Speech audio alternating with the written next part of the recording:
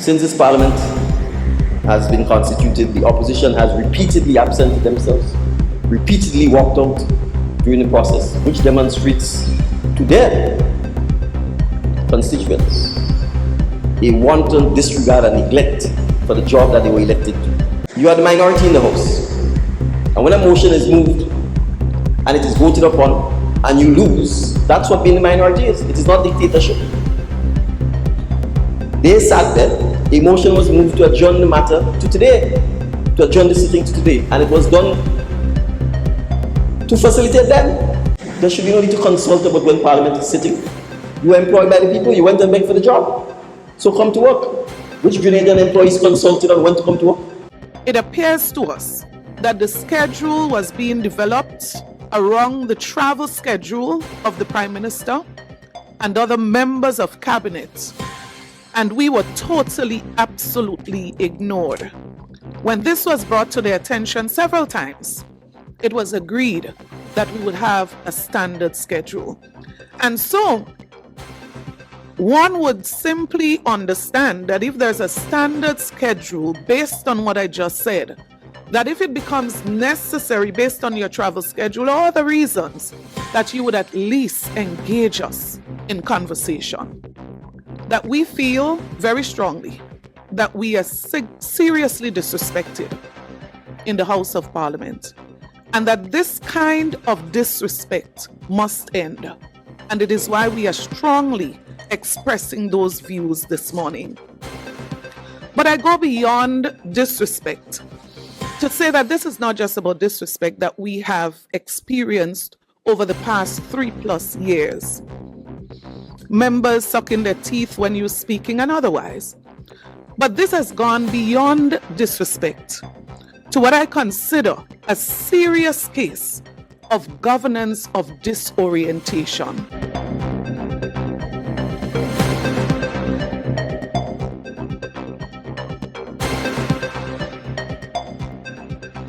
So, Mr. Speaker, I wish to seek your permission to respond to your announcement, in which you read into the record a letter written to you by the leader of the opposition, indicating that they were absenting themselves from attendance, not just at this sitting, but at the sitting of the Senate. The letter went on, and if I misquote, you have the record, so I would urge you to correct me. And I'm paraphrasing here to suggest that I had publicly chided the Speaker that is creeping authoritarianism in Parliament, that the opposition was being marginalized in Parliament, and that there was disregard for the constitutional role of the opposition. The opposition leader here today, because we have a majority of one.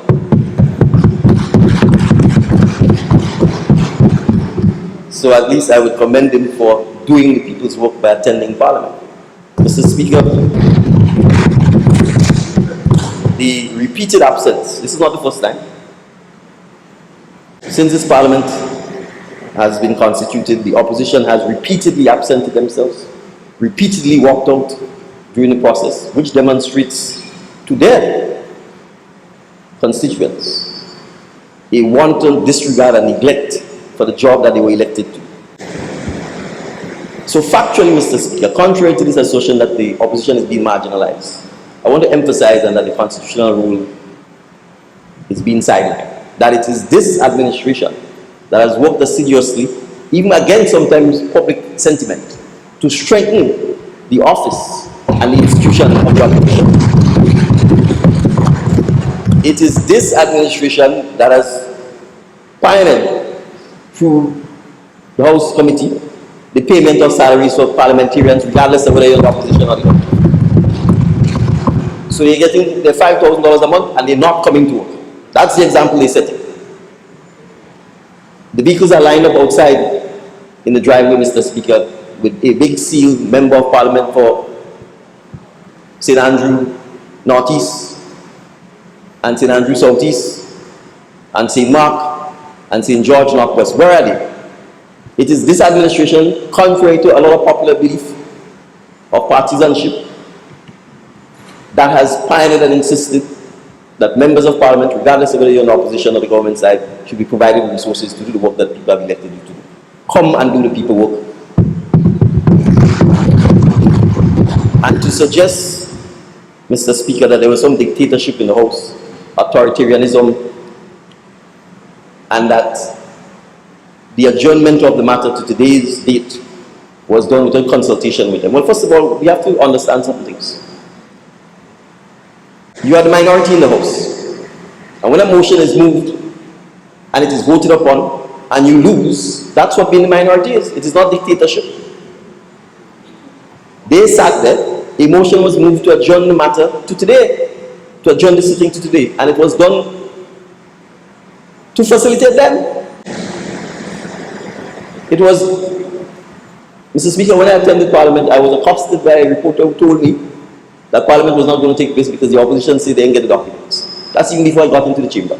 So they already have gone to the public and said that. You have written into the record, you have stated that the documents were sent. It appears it was not received. Well, you know why that is happening, Mr. Speaker? Because I've seen the stuff. It's been sent to personal email addresses.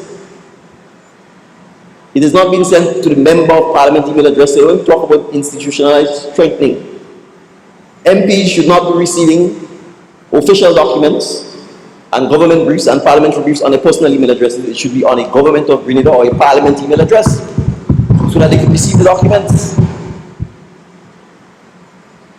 So if you have Hotmail or Gmail or whatever it is you're using and it can't take the size of the documents, and out of procedural fairness, and the member of parliament for the tongue of St. George is quite familiar with the fact that sometimes procedural fairness is more important than substantive fairness. I got up when the proceedings seemed to be galloping along to say, I was told that the folks on the other side said they did not get the documents. So it will be to their disadvantage for us to insist on proceeding. And by giving them an extra week so that they could study the documents, they obviously don't want to work.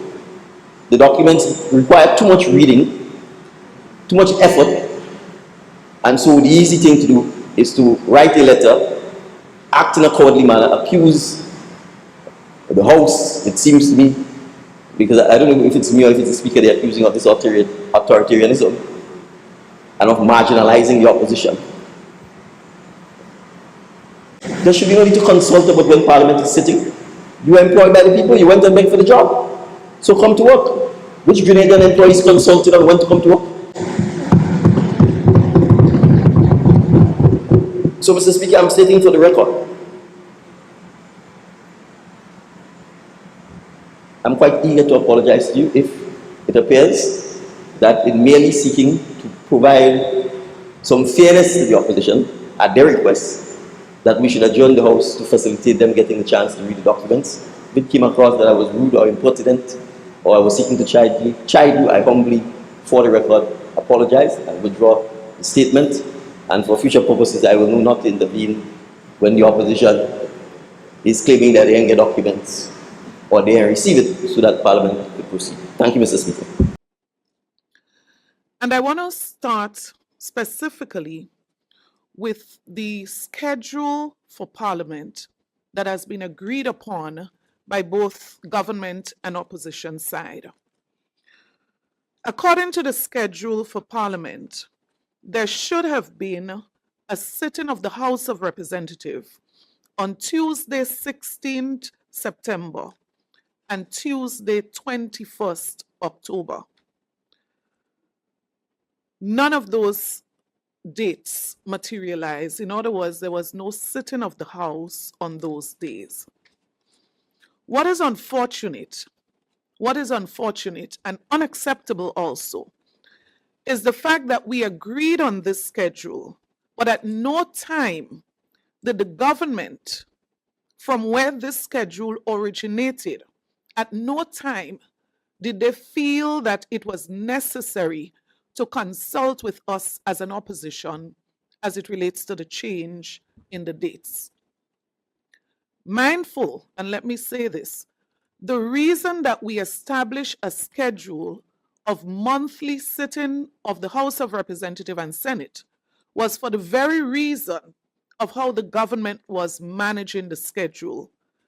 It appears to us that the schedule was being developed around the travel schedule of the Prime Minister and other members of cabinet, and we were totally, absolutely ignored. When this was brought to their attention several times, it was agreed that we would have a standard schedule. And so one would simply understand that if there's a standard schedule based on what I just said, that if it becomes necessary based on your travel schedule or other reasons, that you would at least engage us in conversation. A very classic example that was open to the eyes of the public was yesterday, when it was decided that there was going to be a change in the date for the next sitting of Parliament. You would notice that the date was decided upon between the leader of government business and the Prime Minister without even glancing towards the side of the opposition team. I rose and I questioned whether or not we were going to be consulted. And the body language is sufficient to tell the story. I don't need to tell the story of how we are ignored in the House of Parliament. This morning, it is extremely unfortunate that I have to detail these instances of total disrespect in the first instance, and then move on to show how serious the lack of leadership and governance in this country continues to affect us. After 3 years, going on 4 years now, it appears that this administration, the government side of the Parliament, still don't seem to accept and understand that the people of Grenada elected an opposition. They elected members to Parliament who form the opposition. And so we are equal in Parliament as parliamentary representatives. So I bring your mind back because I want you to understand that this is not just a new development. It started from the very day the Parliament was convened after the last election. You would recall that the booklet that is normally produced for this very historic opening of Parliament after a general election, and I'll use this particular instance, the names of the members of the opposition team was nowhere. And I challenge anyone to search our history. There is nowhere in our history where this would be recorded, where you have a Parliament, opening of Parliament, and members of the House are not listed as part of this historic event. But if you search that document, go back and find it, you would find names there who were not members of Parliament at the time. Brothers and sisters, I draw your attention to the developments that cause us concern. Yesterday in Parliament, you would realize also that I raised the subject of the formation of committees. The Speaker of the House confirmed that it's a necessity, it is a requirement that committees are formed at the first sitting of the Parliament. And if you are listening and following, if you go back, you would recognize that in essence, the Prime Minister overruled this. So in spite of the fact that we had, before every member of Parliament, the list of members to comprise the committees of the Parliament so that the work of the Parliament can get started, in earnest, you would recognize after the Prime Minister's statement, we moved on without the formation of those committees. Brothers and sisters, this morning I want to say this, that we feel very strongly that we are seriously disrespected in the House of Parliament, and that this kind of disrespect must end. And it is why we are strongly expressing those views this morning. But I go beyond disrespect to say that this is not just about disrespect that we have experienced over the past 3+ years. Members sucking their teeth when you're speaking and otherwise. But this has gone beyond disrespect to what I consider a serious case of governance of disorientation. And I want to quickly refer specifically to yesterday's sitting in that regard. On October 16th, we received notice for the sitting of Parliament on October 24th, Friday the 24th.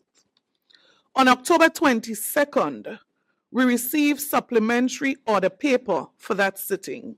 No documents attached. As a matter of fact, that order paper referenced one item, a bill that was going to come to Parliament.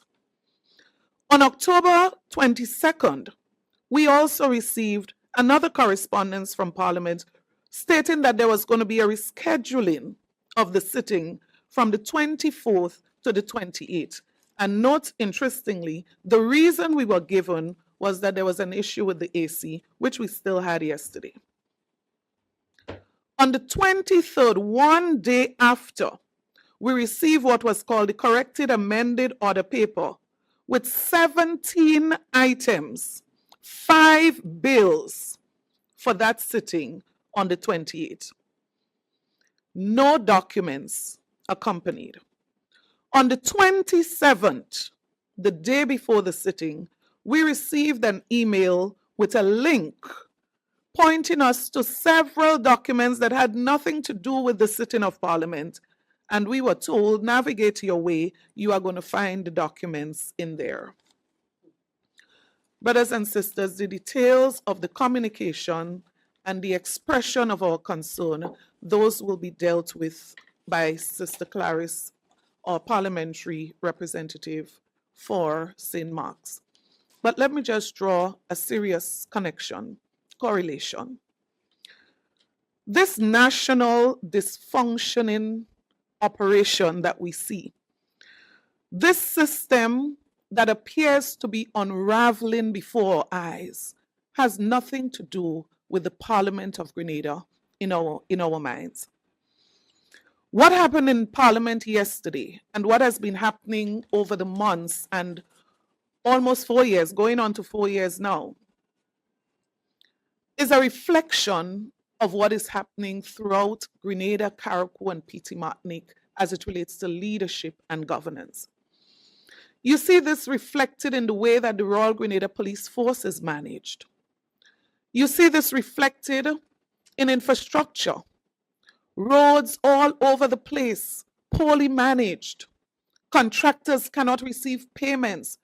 People receiving designs that are inaccurate, having to break things that were already completed. Total disorganization, dysfunctioning. It is not just about the Parliament. You see this in finance. Payments. Some cases, one contractor, more than a year, cannot receive payment. Administrative hiccups, other hiccups that it's just a total chaos in our mind happening, and we believe the root of the problem is lack of leadership. In healthcare, you see it. In some cases, gloves, basic items as gloves not available, but you see spending, wastage happening, $20,000 spent monthly for rental of a residence for the Prime Minister.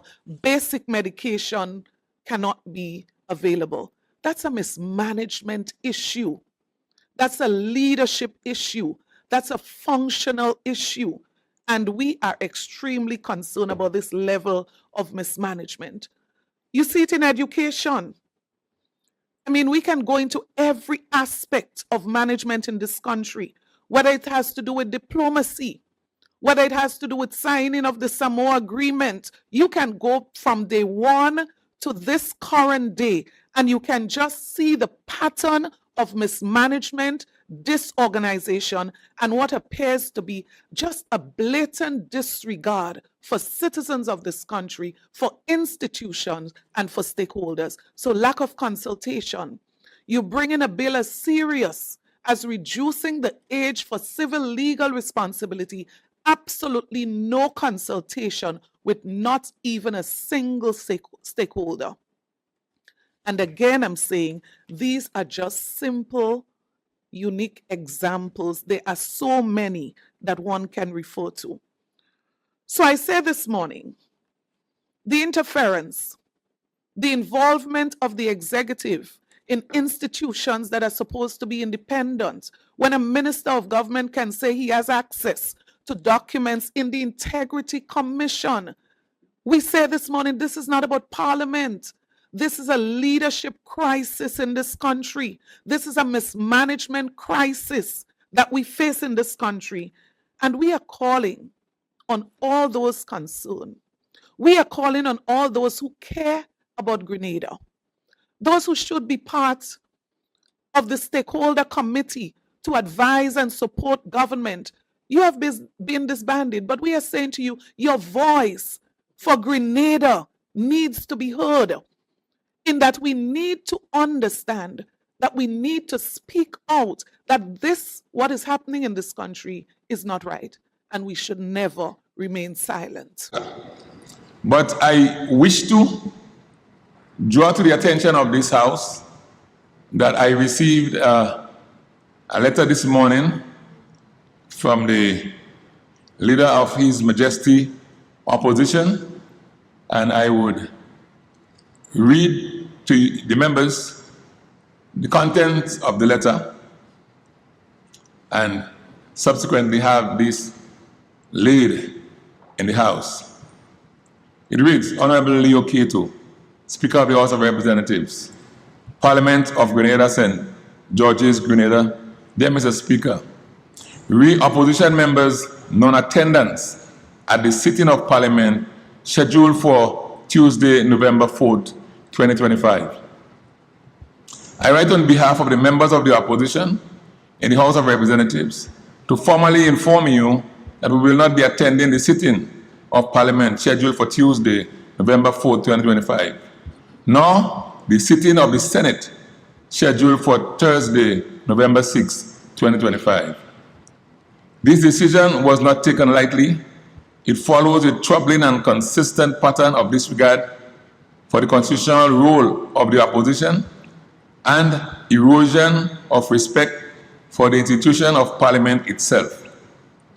At the last sitting of the House on Tuesday, October 28, 2025, the Prime Minister publicly scolded the Speaker, and the government side unilaterally dictated the adjournment date of the House without appropriate consultation or adherence to the established parliamentary norms. This occurred in the midst of serious procedural failures, where members were not provided critical documents in a timely manner, a clear breach of parliamentary norms and due process. Furthermore, the leader of the opposition's request for appropriate consultation on the adjourned date was dismissed and trivialized, further highlighting the pattern of disregard for fair and respectful parliamentary engagement. Our absence from today's sitting is therefore an act of principle. We stand in firm protest against the continued marginalization of the opposition, the intolerable erosion of democratic parliamentary norms, and the creeping authorizationism that has no place in Grenada's parliamentary democracy. We trust that our position will be duly recorded in the official record of the House. Yours respectfully, Emmeline Pierre, Leader of His Majesty Opposition.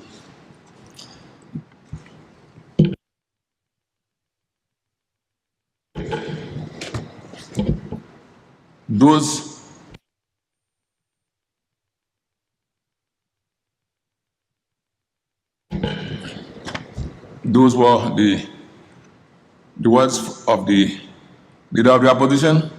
There are some things that we have to bear in mind. I wouldn't really comment on her letter, except to say that the schedule of meetings of parliamentary sittings is determined by the standing orders.